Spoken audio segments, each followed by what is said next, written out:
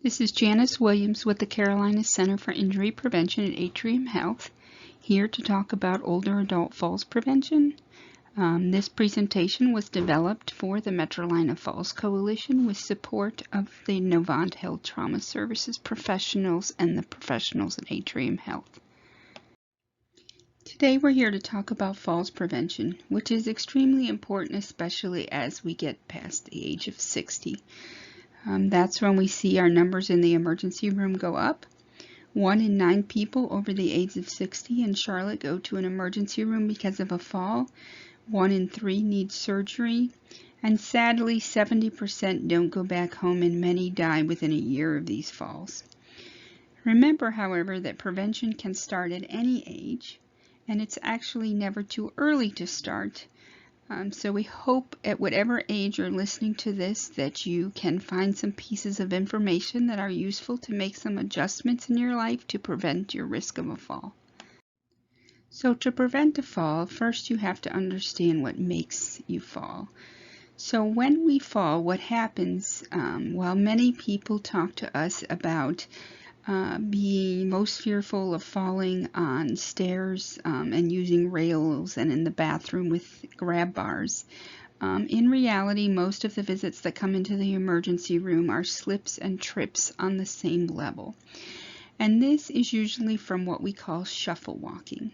So when you walk while not picking up your feet to clear the floor and objects completely, it causes your feet to get caught on either the floor surface or things on the floor.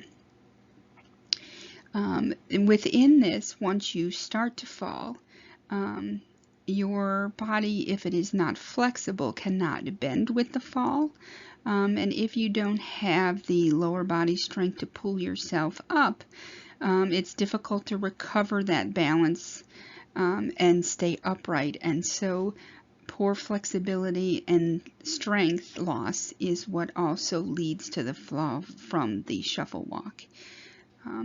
The third largest factor is the fear of falling. So the fear of falling causes you to shuffle walk, and then it causes reduced activity, which leads to poor flexibility and poor strength, and you can see how you just enter a cycle. Adjustments can be made. That is the good news, is that falls prevention is not a normal part of getting older, so you don't actually have to fall. There are things you can do to reduce that risk, and that's what we're going to go over today.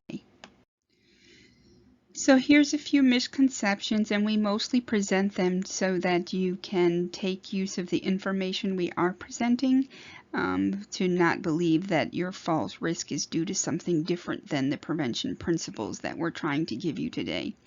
So most people believe that falls tend to happen outside of the home, on stairs going to or from a home or sidewalks. And the reality is that most falls will actually happen in the home themselves as a result of the slips and trips from a shuffle gate. And so there are things, of course, in the outside world that you need to consider, but for the most part, to reduce your risk of a fall, it's things you can manage with inside yourself and your home. So when we talk about inside the home, we talk about home modifications, and sometimes that brings up the thoughts of very expensive changes that have to be made to the home and would need a contractor and lots of funding. The changes that we're going to go over today that make the most difference in your falls risk in a home are either free or very little cost.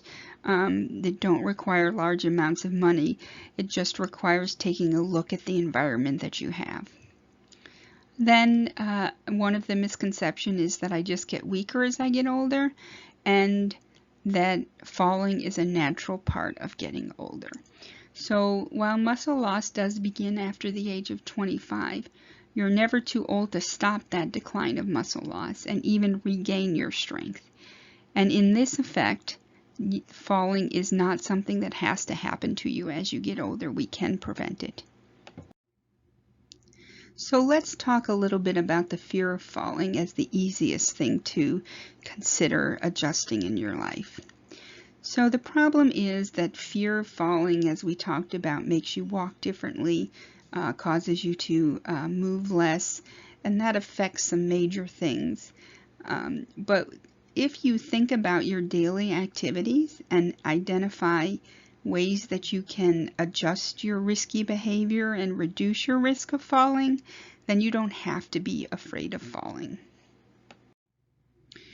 So when we talk about fear of falling and adjusting the risk, you may find that to adjust that risk you need a little bit of help. That help may occur in one setting to make one change, or it may be every time you encounter that situation. What we want to encourage you to realize is that you have to be assertive to ask for help from those around you that you need it. As you know, your family and friends, most of them don't feel it's a burden to provide support or help.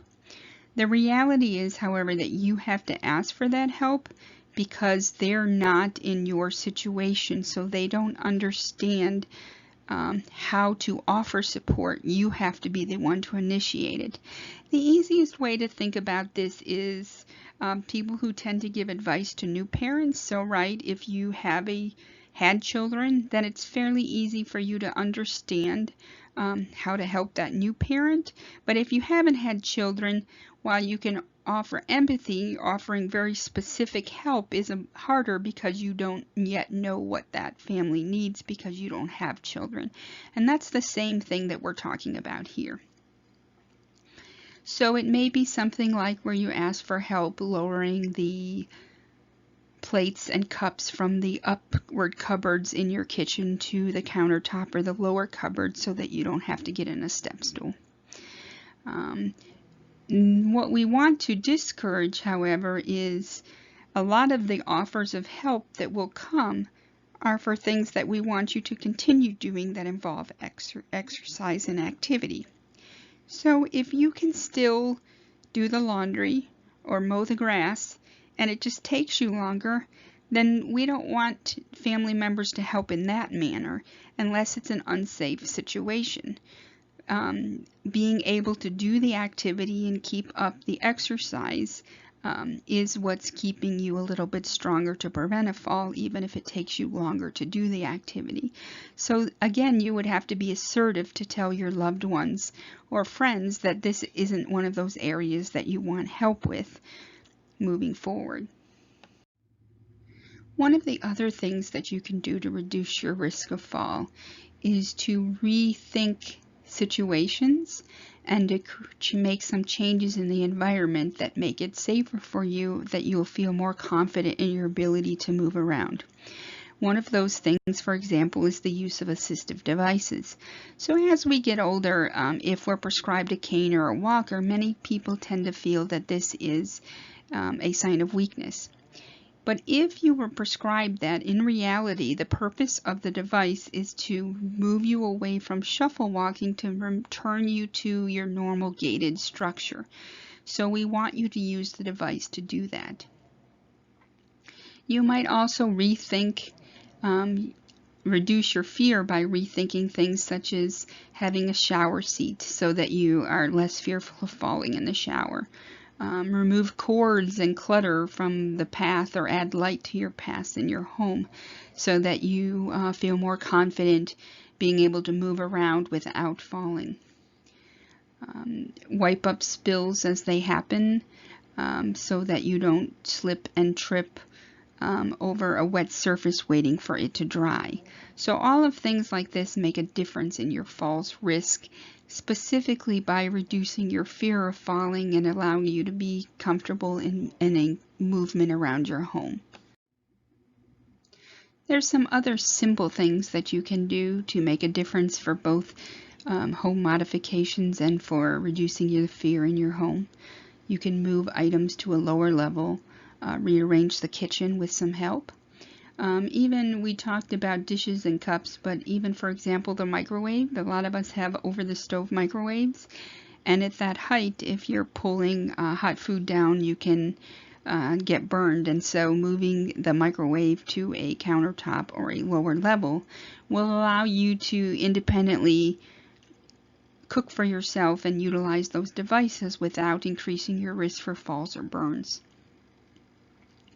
If bring in 1 or 2 bags of groceries at a time instead of all the groceries that you got from the store in one trip. And this may seem unintuitive, but for example, this is an example of something that you might do all the time or only when it's riskier. So perhaps you are stronger and at a younger age, and bringing in 8 bags of groceries at once doesn't pose a large falls risk to you normally. But perhaps it's fall and there's leaves and it had just rained and the ground is a little bit slicker.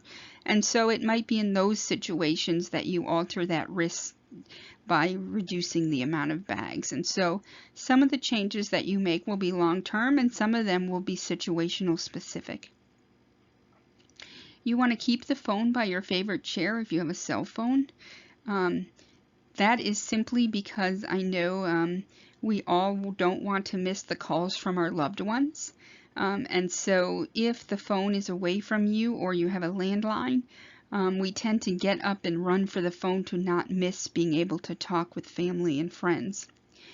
If this is a larger risk for you and you don't have a cell phone and it's a landline, I encourage you, what I do is to tell my family and friends that I don't want to miss their call, but the phone is in a different room, so if they wouldn't mind, if they would call and then hang up, then I know someone is trying to call, and I will make my way to the phone and then ask them to call back within 2 or 3 minutes when I actually have the phone in my hands and am able to answer without rushing through the home to make that phone call happen. A really big one is using a night light or just more lights in general. So as we get older, our eyesight tends to go even without having an actual eye problem. And so what you want to be able to do is be able to feel comfortable walking along paths and being able to see any trip hazards or difference in heights if you're using steps for an example. So in your home, you can actually increase the lighting levels and the amount of lights that you have. And when you're visiting someone else, if you take a night light, then you can at least have that device for use between where you're sleeping and using the restroom as one of the more riskier paths to take while visiting people. Ask for assistance when going to new places. So for example, if you're visiting someone who doesn't have a rail for stairs, you might say, when I get there, I'm going to call you from the driveway if you wouldn't mind helping me up your stairs. But I'd love to still visit you, so we don't want you to not go out. We just want you to alter your falls risk and to be assertive to ask for the assistance that allows you to do that. Upstairs carefully, lifting your legs to clear the step. Again, making sure the paths walked in your home are clutter-free. The most common paths are the living room to the kitchen, the bed to the bath, and then a thoroughfare from each of the rooms to the front exit doorway. One last note about animals. We don't want you to give up Fido or Fifi. We're sure they're exceptional companions for you, but they do tend to get underfoot and can increase the falls risk. It can be one of those things we trip over. So instead, again, consider altering your risk. If you're sitting and watching TV, then certainly let them roam around the house or sit with you. But maybe if you're cooking dinner or bringing in groceries or cleaning that day, they might be locked in a room or their cage so that you don't have to worry about them. So we've talked a little bit about the fear of falling and making modifications to reduce your fear. But there are also daily tasks that you can just change just to not have to think about to reduce your risk of fall from just daily activities in the home itself. So if you remember me telling you that shuffling walk is the problem, things like throw rugs that aren't secure to the ground, slippery floors, if you may not be able to change your floor structure, but you can wear tennis shoes or slippers that have a rubber-soled bottom so that you don't slip as easily on them. Cluttered walkways in between the rooms. The other thing to consider is to take a kind of mini home assessment around the large paths, and besides moving clutter, move anything that would cause a large injury if you fell. So what we find for the people who are slipping and tripping is a good majority of them, the injury that they're coming in for isn't from the fall as far as a hip or an ankle directly. They might have a head injury from something that they've actually fell onto while they were falling. So you want to make sure that sharp edges to furniture and things like that are out of the fall's risk zone, so that when you fall, you don't strike something and make the injury worse. We talked about using assistive devices, but this may also include, even if you don't have a cane, leaning on furniture that will not move to give you support.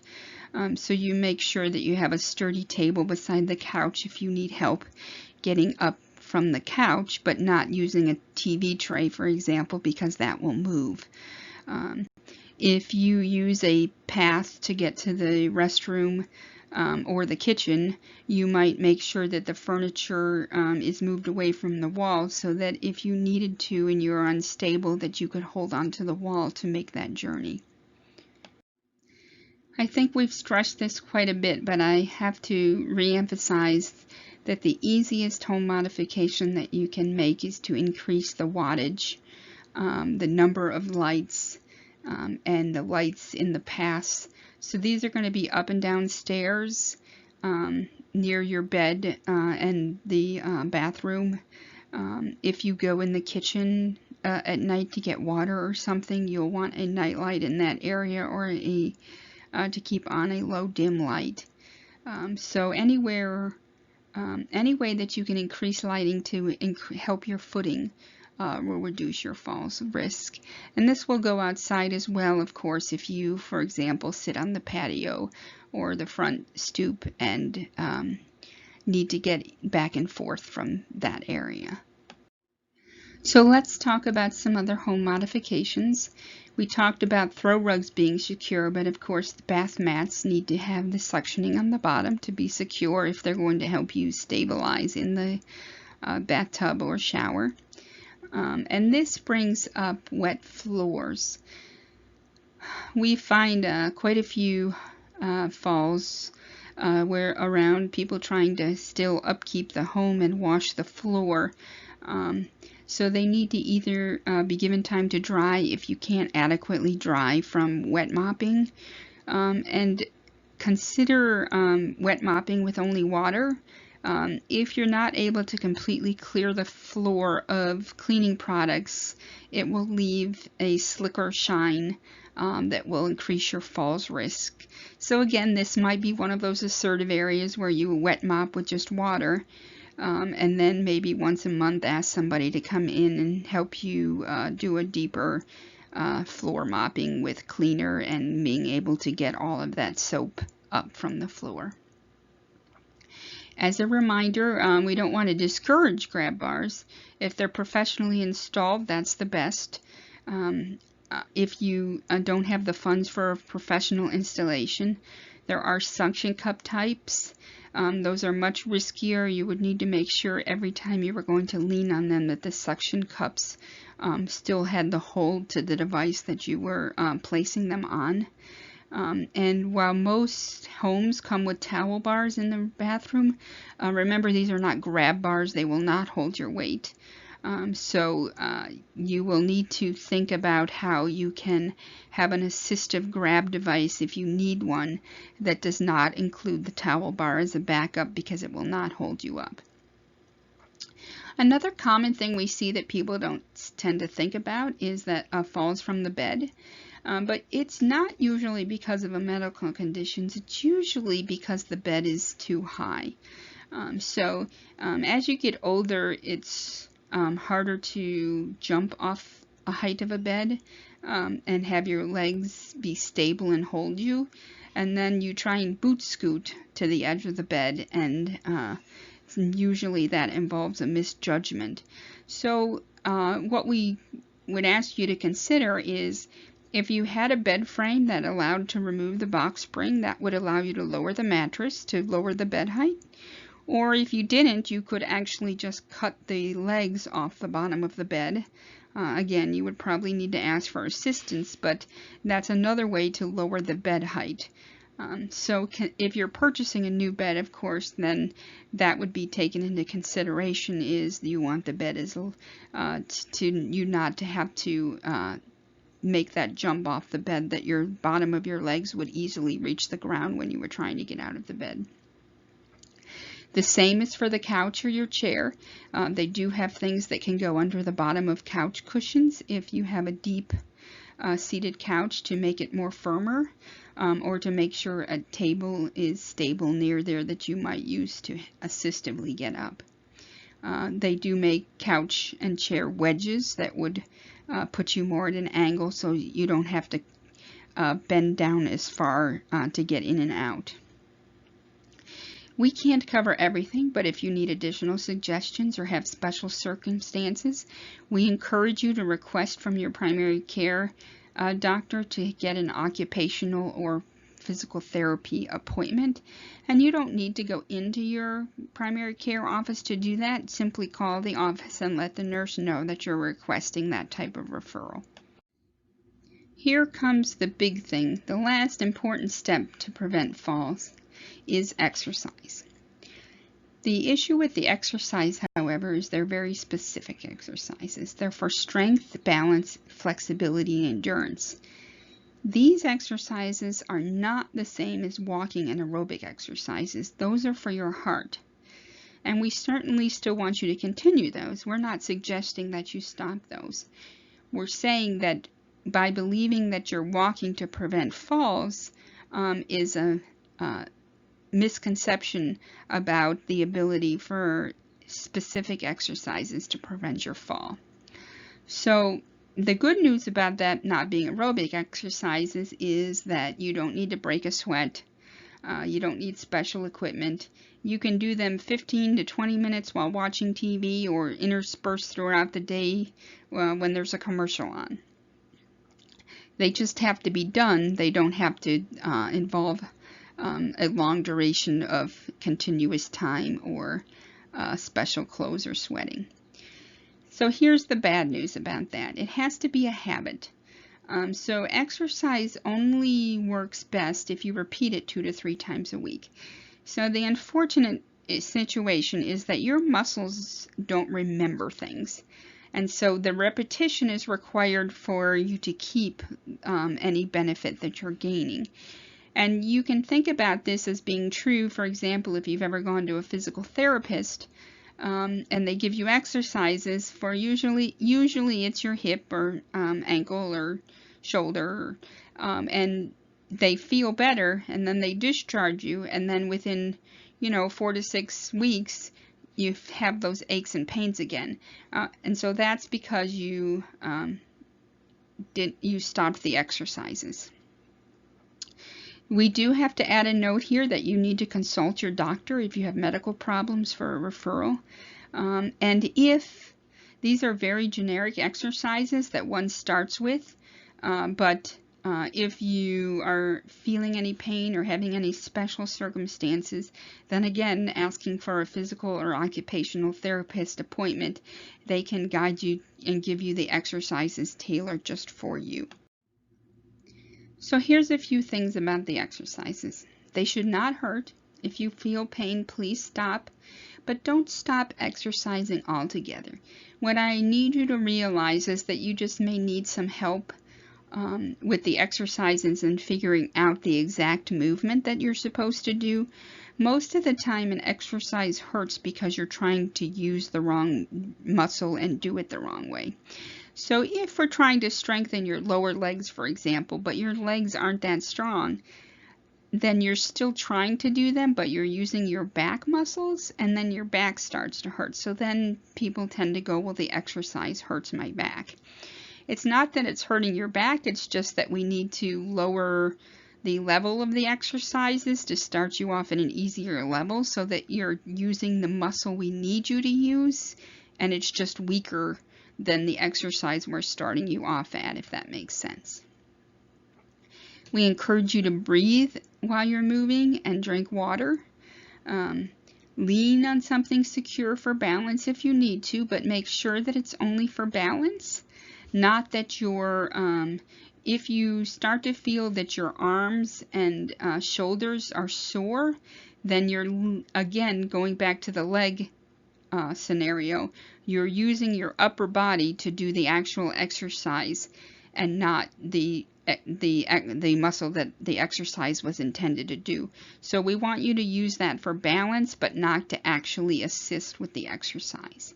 And whatever you're using to lean on, make sure it's steady. So it can't be a chair with wheels or a TV tray that would slide across the floor. If these are easy, then don't lean on the table and try and increase your balance. If they're strength exercises, try more repetitions or try moving slower to get more benefit. If these are too hard, all of the exercises that are shown right now you can do from a chair, so you can certainly start there and then work your way up to a standing position. The best thing to remember when you're doing the exercises is that the most benefit you will get is from doing them slower and a full range of motion. If you are doing them quickly and out of breath, then you've moved into the aerobic exercise and away from the strength and balance. So the slower each repetition takes and the full range of motion during the movement is what's going to give you the benefit. Before we went into the exercises, we wanted to give you a few last things to consider. So call for help if you're hurt and you've fallen. Keep a phone near you. If you fall and you don't feel that you need immediate medical help, you can try and get up on your own. We ask you just to take a moment. I know it's an embarrassing, even without somebody in the house, you just feel a little embarrassed about having lost your balance and fallen. But you need to take a minute to compose yourself so that you don't get hurt worse by trying to get up in a haphazard fashion. The easiest way to get up is to roll to your side thigh and use your arms to pull yourself up from the floor. If you can't do that, you can boot scoot to something more stable like a couch or a chair and use your, again, arms to pull yourself up. So there are other things that we did not follow in this presentation. If you have medical conditions, they can affect your fall risk as well. It doesn't change the first set of items we gave you. It just reinforces that you should pay more attention to those items because your fall risk is increased. But there may be additional things you can do to reduce your risk in these areas that we can't cover in this presentation. If you have diabetes, Parkinson's, poor vision, vestibular hearing problems, or taking multiple medications. So these are things that you would have to talk to your doctor about and probably find a specialist in each of those areas to help you alter your falls risk by, for example, either improving your vision or giving you other suggestions to help with the poor vision. If you have fallen in the last year, again, we encourage you to take special consideration to the prevention messages we're giving you. This is the biggest predisposer that you most likely will fall again within the next year, especially if you haven't made any changes in your behavior or the environment, so that whatever caused you to fall in the first place is most likely still present and therefore will lead to a second fall. It is, if you can identify what that is, then certainly that specific adjustment should be made. But just be aware that if you've fallen or slipped and tripped, that you should pay more attention to trying to make some of the suggested changes that we're proposing to you. All right, let's go over some exercises. So in this presentation, what you're going to do is the first set of exercises will be a bit of a warm-up. So you're going to do some flexibility exercises for your neck, your ankle, and your shoulder. For your neck, where the important thing to remember for all of these is the full range of motion. So if you start with your neck, you would tilt all the way to the left, circle back, go to the side, circle forward. And that full range of motion needs to take place. That is one repetition, so that's how long that took. If you're doing this faster, the problem is what's happening is, if you noticed, all these exercises involve your joint. So if you're doing them faster, all you're actually doing is shaking that joint that God gave you. You need to actually use the muscles, you need to enact that full range of motion. So you want to do 10 to 15 of these. Once you're done with the head, you would move to the ankle. And again, the same premise takes place. You would move the toe up, toe to the side, and all the way around in the full range of motion. You don't want to just shake your foot. And then you would do the same thing with your shoulder. Again, the full range of motion. Of course, with the prerequisite for all of these, that if you have a specific shoulder or ankle problem, you do the full range of motion that is limiting for you. And if you feel dizzy or unsteady during any of these, you can either hold on to a wall or you can sit down and do them in a chair. You're trying to get the range of motion and the exercise, and so whether you're standing or sitting doesn't make as much of a difference for these 3 exercises. So we're going to give you a few minutes to do that. Now, you want to try a little bit of balance building to help you when you start to fall. And so that is going to be the flamingo stand and the leg lifts as 2 of those examples of exercises. Both of these you will probably use the wall or a chair as the 2 pictures indicate. The first one is where you lift up just the bottom half of your leg and you're just trying to balance like a flamingo. We want you to hold it for whatever you can do. So if all you can do is a couple seconds to begin with, then that's fine. You're going to work your way up to 10, 15, 30 seconds. And again, do them 10 to 15 times, resting briefly in between and making sure to breathe.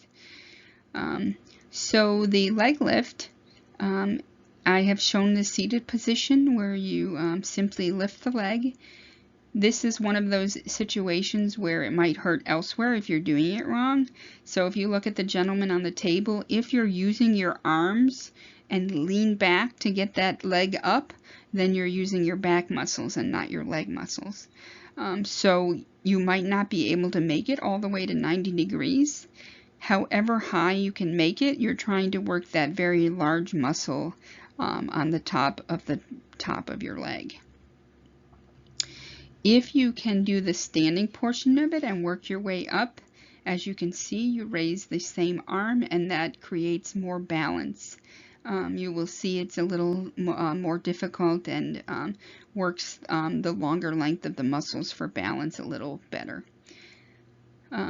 Again, use the chair or wall for support, not one that moves. And if you're really new and you need to start from the chair, that's fine for all of these.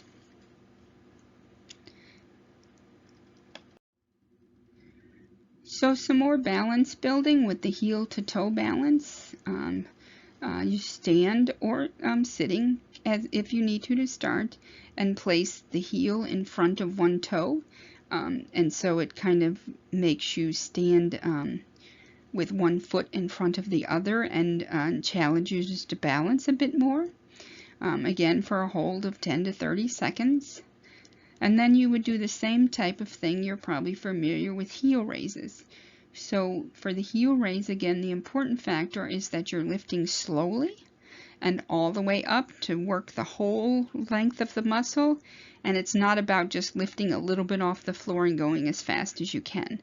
So it should take you a good count of 5 to 10 get from your heel on the floor all the way up to back down on the floor again, and doing 10 to 15 of those. Little bit of strength exercises for us. So there are two best exercises that you can do. This is the first one, and it's marching in place. Here's again where you want to feel it is in that top big portion in the top of your leg. If you're feeling it in your back, then chances are you're trying to lift your leg with your lower back instead of lift your leg with that big muscle in front, which means you might not be able to go very high to start with. And again, this isn't a waltzing march that should be very long. It should take you, when you're lifting your leg from the ground, lift straight from your leg, not up on your toe, lift your foot straight up, and it should take you a count of 5 to get all the way to lift your leg up off the ground slowly, and then a count of 5 to lift your leg slowly back down, and that's 1.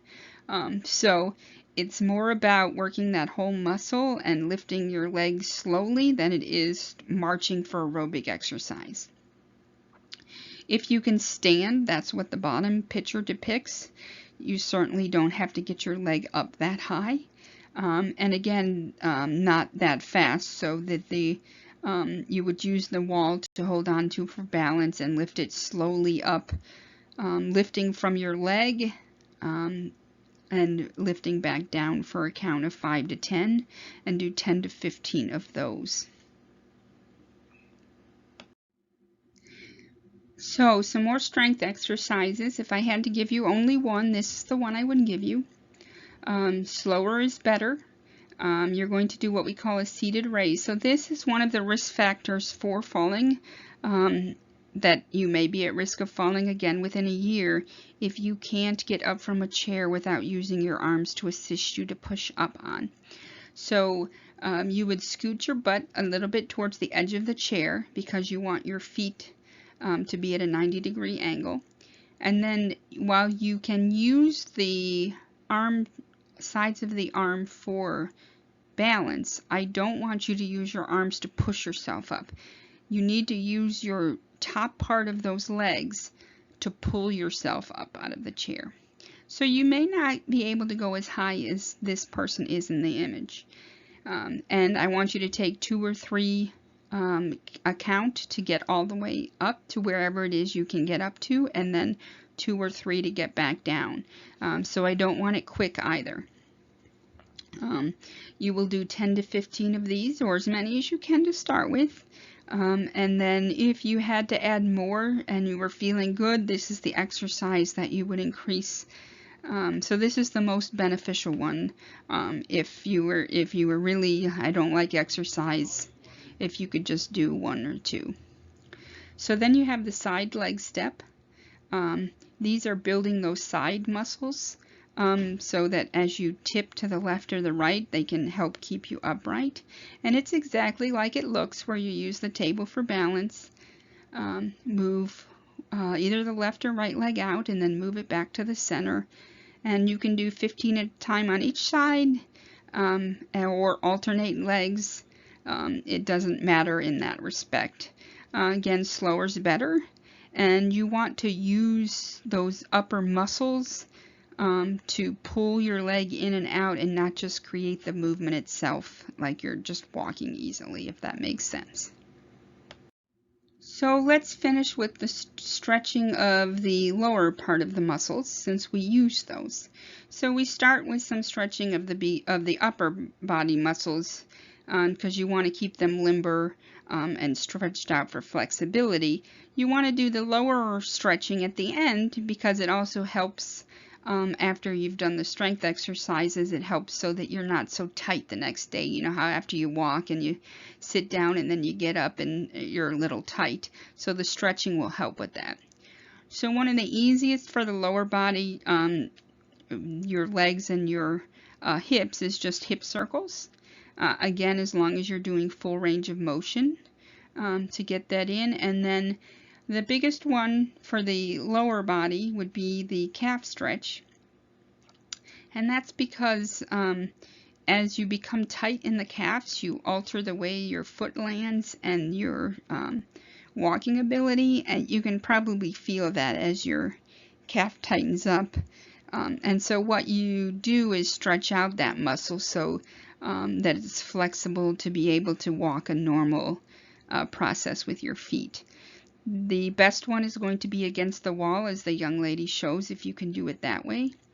And if you need to be seated, you simply raise your leg and keep your knee straight, and then point the toe towards your body, and you'll be able to feel the pull in the back of the calf. So while I'm at it, if you can move the foot in this manner, even outside of exercises, just every couple of hours during the day, especially if you sit on the couch for long periods of time, so it will help prevent blood clots. As the muscles are what pushes the blood back up to your heart, and so when you're not moving, and as you get older and lose muscle, the blood tends to pool, and so keeping this movement and pushing your blood up your legs as it falls down will help prevent blood clots, even outside of the benefit of falls. Great job. Do these 3 to 4 times a week. You'll begin to notice some differences, and you'll be able to add to your routine. We hope this allows you to make some adjustments to not be afraid of falling, to not shuffle walk, to make some home lighting and clutter changes to keep you safer in your home and allow you to do exercises to live independently longer without falling. We couldn't provide all the information, so if you have any specific concerns, start with your primary care physician, and you can talk to a physical therapist, occupational therapist, and then optometrist or pharmacist or audiologist, how any specific risks that you may have pertinent to those areas. Just a few resources for you. The home modifications checklist that goes room by room for older adult falls can be found on the Centers for Disease Control website. These are some local exercise considerations that were current at the time we recorded this. Call your local senior center. Most of them have exercise equipment or classes. The most beneficial to you will be Tai Chi if it's offered. The Central Iowa Area Non-Agency currently offers a program called A Matter of Balance, which uses lay volunteers to teach. You will get an exercise booklet with more exercises than provided here, along with some in-depth group discussion on fears of falling and home modifications, and a lot of other tips more in depth where a facilitator can answer your questions up front.